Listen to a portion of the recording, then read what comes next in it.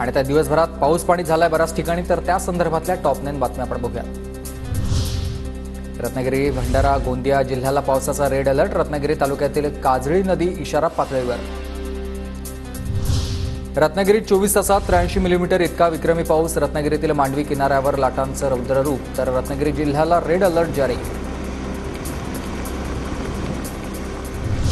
नागपूरमध्ये सिमेंट रस्त्यामुळे वस्त्यांमध्ये पाणी शिरलं। सार्वजनिक बांधकाम विभागाच्या कामावर प्रश्नचिन्ह। दूषित पाणी घरात शिरल्यानं नागरिकांचं आरोग्य धोक्यात।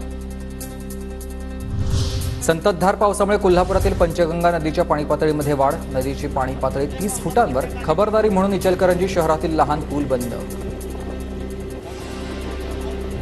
भंडाऱ्यातील गोसेखुर्द धरणाचे 33 दरवाजे उघडले। धरणामधून 1,71,000 क्युसेकनं पाण्याचा विसर्ग सुरू। नदीकाठच्या गावांना सतर्क राहण्याचा इशारा।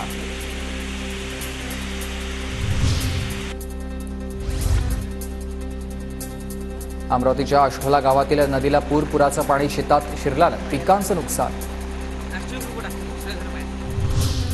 अमरावती जिल्ह्यातील चांदूर बाजार तालुक्यामध्ये ढगफुटी सदृश्य पाऊस। नदी नाल्यांना पूर, तर पुराचं पाणी गावात शिरल्यानं अनेकांचं मोठं नुकसान।